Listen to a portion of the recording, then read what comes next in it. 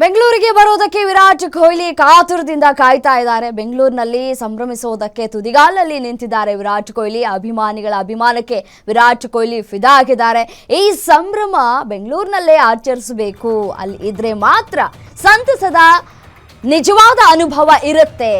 Dressing ರೂಮ್ನಲ್ಲಿ ABD ಜೊತೆ ಸಂತಸವನ್ನ ಹಂಚಿಕೊಂಡಿದ್ದಾರೆ ವಿರಾಟ್ ಕೊಹ್ಲಿ. ನಿಜಕ್ಕೂ ಯಾಕಂದ್ರೆ ಬೆಂಗಳೂರಿನಲ್ಲಿ ಸಾಕಷ್ಟು ಅಭಿಮಾನಿಗಳಿದ್ದಾರೆ ವಿರಾಟ್ ಕೊಹ್ಲಿ ಅವರಿಗೆ.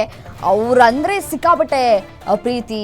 ಮತ್ತು ಈಗ RCB ಗೆದ್ದಿರುವಂತಹ ಹಿನ್ನೆಲೆಯಲ್ಲಿ ವಿರಾಟ್ ಕೊಹ್ಲಿ ಸತತ 18 ವರ್ಷಗಳಿಂದ ಒಂದೇ ಟೀಮ್ನಲ್ಲಿ ಆಡ್ಕೊಂಡು ಬಂದಿದ್ದಾರೆ. ಗೆಲ್ಲಿ ಸೋಲಿ ನಮ್ಮ ಅಭಿಮಾನಿಗಳೇನಿದ್ದಾರೆ, ವಿರಾಟ್ ಕೊಹ್ಲಿ ಅವರ ಅಭಿಮಾನಿಗಳು ಏನಿದ್ದಾರೆ, ಇಲ್ಲಿವರೆಗೂ ಕೂಡ ಅನ್ಕಂಡೀಷನಲ್ ಲವ್ ಅನ್ನ ತೋರಿಸ್ಕೊಂಡೇ ಬಂದಿದ್ದಾರೆ.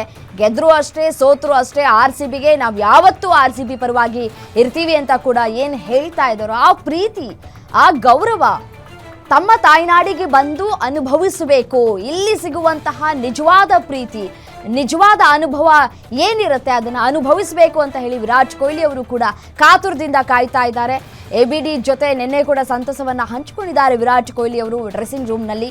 ನಾನು ಬೆಂಗಳೂರಿಗೆ ಹೋಗಬೇಕು, ಬೆಂಗಳೂರಿಗೆ ಹೋದರೆ ಅಲ್ಲಿ ಜನ ಕೊಡುವಂತಹ ಪ್ರೀತಿ ಅದಕ್ಕೆ ಬೆಲೆ ಕಟ್ಟೋದಕ್ಕೆ ಸಾಧ್ಯವೇ ಇಲ್ಲ, ಆ ಒಂದು ಮೂಮೆಂಟ್ಗಾಗಿ ಕಾಯ್ತಾ ಇದ್ದೀನಿ ಅಂತ ಹೇಳಿ ವಿರಾಟ್ ಕೊಹ್ಲಿ ಅವರು ಹೇಳಿಕೊಂಡಿದ್ದಾರೆ.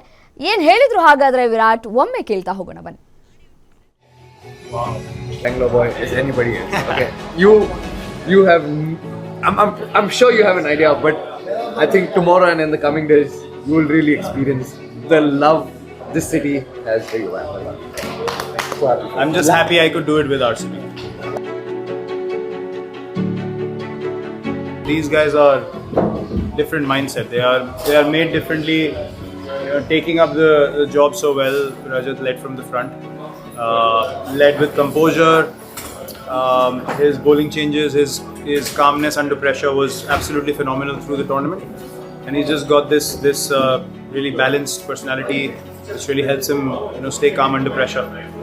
And Jitesh as well, as excited as he is, he's a brilliant cricketing brain, and you could see just the way he stepped up his game in the most crucial moments. And yeah, two good friends from Madhya Pradesh getting the job done for RCB. They're going to have a really good time in Bangalore and back home as well.